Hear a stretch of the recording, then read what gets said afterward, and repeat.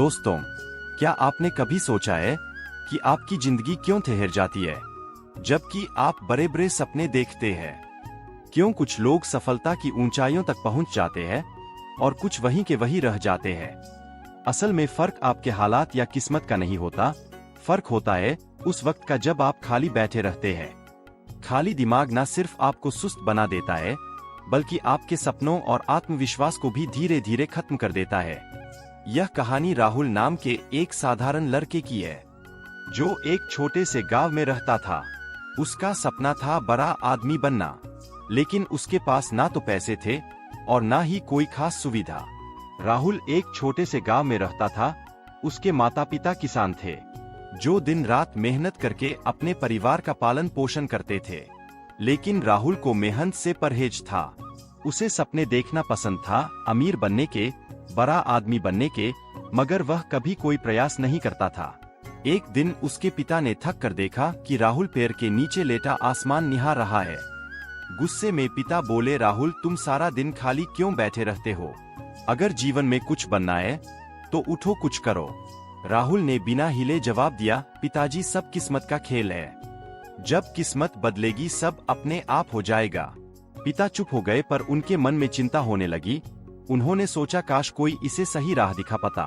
एक दिन राहुल गांव के बाहर नदी के किनारे अकेला बैठा था, उदास और खोया हुआ। वह सोच रहा था, आखिर मेरी किस्मत कब बदलेगी? तभी वहां से एक बुजुर्ग साधु गुजर रहे थे। उनके चेहरे पर गहरी शांति और तेज था। उनकी आंखों में ऐसा आकर्षण था कि कोई भी उन्हें अनदेखा नहीं कर सकता था। साधु ने राहुल को उदास देखा और पूछा, बेटा, तुम इतने उदास क्यों बैठे हो? राहुल ने धीरे से जवाब दिया, महाराज, मैं सफल होना चाहता हूँ। वहाँ ना कोई आरामदायक जगह थी, ना छाव, बस चारों ओर पत्थर और सूखी मिट्टी। राहुल थक कर बैठ गया, लेकिन गुरुजी खड़े रहे और गहरी नजरों से उसे देख रहे थे। गुरुजी बोले, अगर सफल होना है तो सपने देखो, लेकिन आंखें बंद करके नहीं, जागते हुए। छुले दिल से राहुल ने हैरानी से पूछा, महाराज, इसका क्या मतलब है? क्या सपना देखना गलत है? गुरुजी मुस्कुराए और बोले, सपना देखना गलत नहीं है बेटा, मगर सिर्फ सोचना और बिना कुछ किए बैठ जाना ही असली समस्या है। तुम हर दिन सोचते थे कि अमीर बनोगे, मगर कभी कोई कदम नहीं उठाया। सच्चे सपने वे होते हैं जो तुम्हें चैन से सोने ना दे और हर सुबह तुम्हें उठाकर मेहनत करने के लिए मजबूर करे। राहुल चुप हो गया। उसने पहली बार सोचा, मैं सच में बस सपने देखता रहा, पर कभी उन्हें हकीकत में बदलने की कोशिश नहीं की। गुरुजी ने एक पत्थर उठाया और राहुल के सामने रचते हुए कहा, यह पत्थर भी अपने आप सोने में नहीं बदलेगा जब तक कोई इसे तराशे नहीं। ठीक वैसे ही तुम्हारे सपने भी तब तक अधूरे रहेंगे जब तक तुम उन्हें आकार देने के लिए मेहनत नहीं करोगे। राहुल ने सिर झुकाकर पहली बार अपने भीतर झांकने की कोशिश की। पहला नियम उसे समझ आ गया था, सपना देखो लेकिन जाग कर। दूसरा नियम, काम में लगो, खाली बैठना मौत है। अगले दिन सुबह सुबह गुरुजी ने राहुल को बुलाया। ठंडी हवा चल रही थी और सूरज धीरे धीरे निकल रहा था। गुरुजी ने कहा, आज से तुम्हारा काम है इन 100 पत्थरों को इस जगह से उठाकर उस पहाड़ी के पास ले जाना। राहुल चौंक गया और बोला, महाराज, यह तो बेकार का काम है। इससे क्या हासिल होगा? ना कोई मकसद, ना कोई फायदा। गुरुजी शांत भाव से मुस्कुराए और बोले, काम कोई छोटा या बड़ा मतलब नहीं होता राहुल। असली बात यह है कि तुम व्यस्त रहो। जब मन खाली होता है तभी आलस, डर और शंका जन्म लेते हैं। राहुल ने अन्य मन से पत्थर उठाने शुरू किए। हर पत्थर भारी था और सूरज की गर्मी बढ़ रही थी। शुरुआत में उसे गुस्सा आया, पर धीरे धीरे उसका ध्यान सिर्फ काम पर केंद्रित हो गया। दिन के अंत में वह थक चुका। जब तुम काम में लगे रहते हो, तुम्हारे पास असफलता के बारे में सोचने का भी समय नहीं होता। राहुल चुपचाप सिर हिलाने लगा। अब उसे समझ आ गया था, काम में लगो, खाली बैठना मौत है। तीसरा नियम, धैर्य रखो, सफलता धीरे धीरे मिलती है। तीसरे दिन सुबह गुरुजी राहुल को खेत के पास ले गए और उसे बीजों का एक छोटा छेला देते हुए बोले, इन बीजों को इस जमीन पर बो दो और हर दिन इन्हें पानी देना। राहुल ने उत्साह से बीज बो दिए और उसी दिन शाम को जाकर देखने लगा कि कहीं कुछ अंकुर तो नहीं निकला, लेकिन वहाँ कुछ भी नहीं था। अगले दिन भी उसने पानी दिया और फिर उम्मीद से जमीन को निहारता रहा, पर नतीजा वही। तीसरे दिन राहुल चिढ़ गया और गुरुजी से गुस्से में बोला, महाराज मैंने 2 दिन से मेहनत की है, लेकिन कुछ भी नहीं होगा, यह सब बेकार है। गुरुजी मुस्कुराए और शांति से बोले, राहुल क्या बीज इतने जल्द अंकुरित हो सकते हैं? सफलता भी ऐसे ही होती है, बीज बोने के बाद तुरंत फल नहीं मिलता, पर जो धैर्य रखता है वही असली फल का स्वाद चखता है। राहुल ने सिर झुका लिया। उसने पहली बार महसूस किया कि वह हमेशा अपनी जिंदगी में जल्दी जल्दी सब कुछ पाना चाहता था, बिना सब्र किए।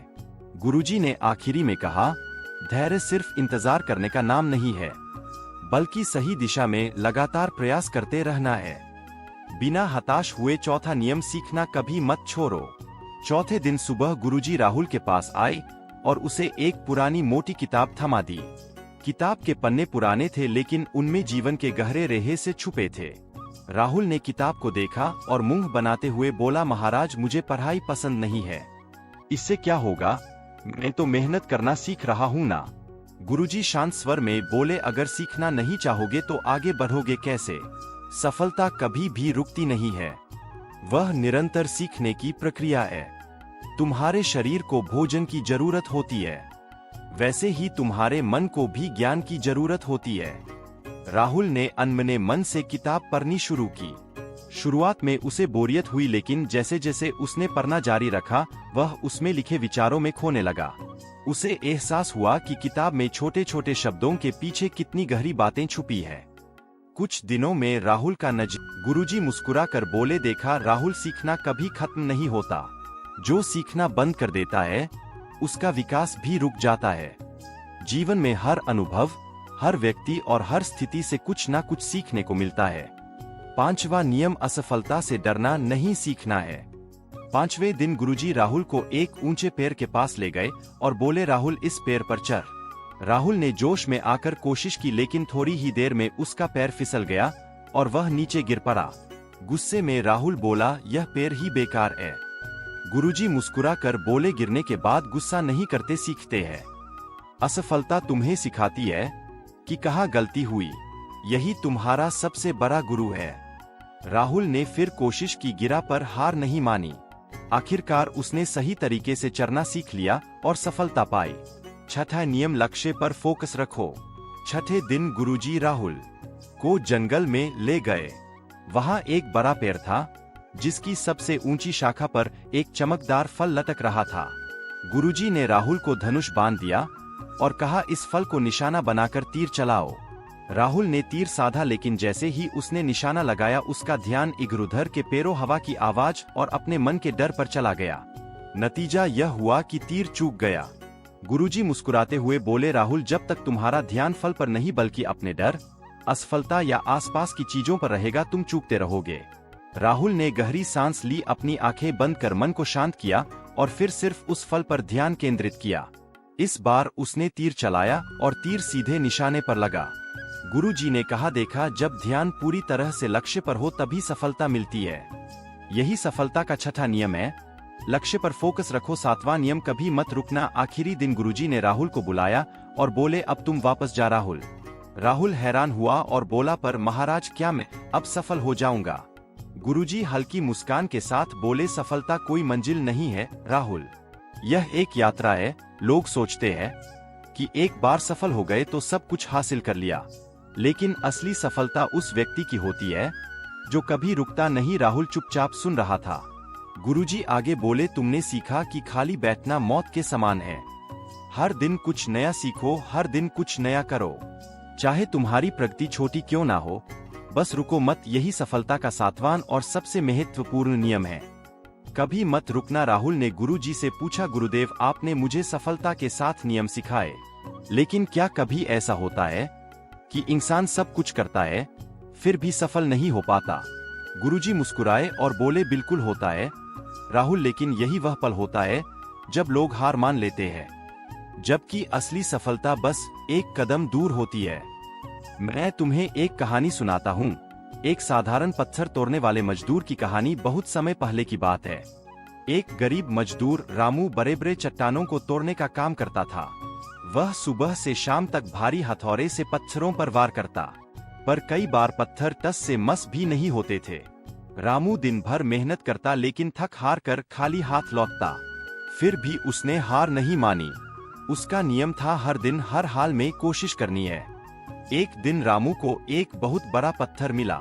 उसने हथौड़ा उठाया और पूरी ताकत से पहला वार किया। पत्थर पर हल्की सी खरोंच आई। दूसरा वार किया, थोड़ा सा और असर हुआ। तीसरा, चौथा, पांचवा वार और वह लगातार वार करता रहा। रामू ने 99 बार जोर जोर से वार किया पर पत्थर नहीं टूटा। उसके शरीर से पसीना बह रहा था, हाथ कांप रहे थे, पर उसने सोचा अगर अब रुक गया तो 99 बार बेकार हो जाएंगे। उसने 100वां वार किया और वही वार पत्थर को बीच से फाड़ गया।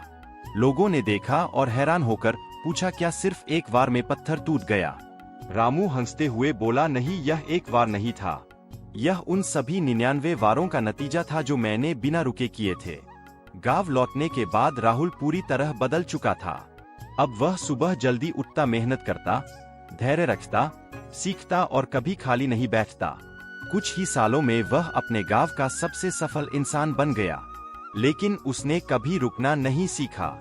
लोग पूछते, तुम्हारी सफलता का रहस्य क्या है? राहुल बस मुस्कुराता और कहता, कभी खाली मत बैठो।